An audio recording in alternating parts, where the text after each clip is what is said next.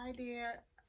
So today will conclude my tips, but it doesn't mean I won't be posting here. I'll be posting about a lot of things, education, fashion, everything of my daily life. So what I'll be giving you today, I just hope that you take it serious and go look them up and prepare yourself from these tips. Okay. These tips are from me, my experience, and the experience of my friend. Okay, so we put them together, and I said, people need help out there. Let get it out there to people that need the help. So the first thing on my list here would be the medication. Um, from my experience, look up medication for seizure, depression, anxiety, and heart medication. Okay, the side effect and the class of the medication. The next one is maternity. Um, the part you should concentrate on is the one after the mother had given birth. That time, what happened after? What happened after she had given birth? Okay, read about that part, that whole process. Okay, for example, uh, what is the discharge that would be on the pad after she have given birth? That's one example I would give. That's it. And wound care, another example for wound care would be uh, when the doctor order sample from the wound. What is the process that you go through before you take the sample of the wound? You're supposed to know that. And the next one is NG tube. Okay, how do you measure the tube? Okay, and then after you insert the tube, how do you know that the tube is in the right place? Okay, that's the example I'm going to give you, and then you check you do your research or your homework on that one. And the next one is for MS. Okay, multiple sclerosis.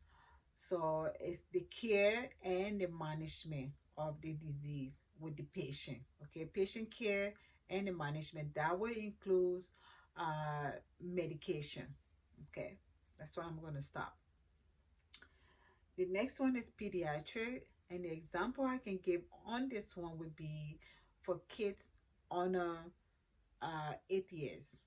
Okay, in terms of emergency, the CPR, how do you perform CPR on the kid, and where to look for the pulse. Okay, and the next one is medication math. So your medication math, know the calculation of the pills and your drop factor, your GTT per minute, and your GTT per milliliter. So I'm gonna go over it again. um, Medication, know your seizure medication, your anxiety and depression, and heart medication and their side effects and the class these medication belong to. The second one is maternity. The example I gave on this one is after the mother had given birth, the process, what happened in. And for example, what is the discharge in her pad after giving birth? Okay. And the next one is wound care. So, um, on wound care, one that you want to take a sample from the wound. What is the process that you go through before taking the sample? Okay. Um, the next one is multiple sclerosis. So MS, know about the care and the management of the disease with the client, including medication. Pediatric, for example, another example I'm going to give, in terms of emergency for kids under 8 years old, How do you perform CPR? And what is the where will you where is the pulse? Where will you locate where the pulse is located for kid after you perform CPR or doing that process of you performing the CPR? Where will you look for pulse for kid under 8 years old? And the last one is medication math. So know the calculation for pills. That is very simple. I don't know, but it's me. Like the medication math is so simple. Maybe not to other, but to me it's very simple. Just know how, if you have forgotten, go refresh yourself for your pill calculation and your drop factor, the GTT per milliliter, the calculation of that, how you arrive at the GTT per milliliter, and your GTT for your GTT per meter, no, your GTT per minutes, and your GTT per milliliter, and your pills calculations. I think I got that right. So I'm gonna go over it. Medication, maternity, wound care and management, NG tube, MS, pediatric, and medication math. So get to know these things. Go look for questions. The last time in the previous video, I gave you tip on where you can go and get these questions. But if you want to, if you want to, I would say read little bit. You know, you want to read from these um, subject or chapter. The CPNR ebook is the perfect book for that, because it's the chapters are not big, like you do a lot of reading. It almost like they summarize these chapter and just put it in there so you can refresh yourself, and then you can go to the questions if you like and read the questions. That's why the CPR, that's why I always tell people, go to your CPNR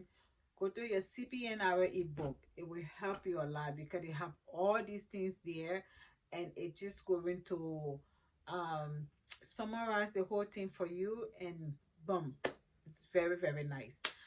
One thing, another thing I forgot to say or to include in here, post up.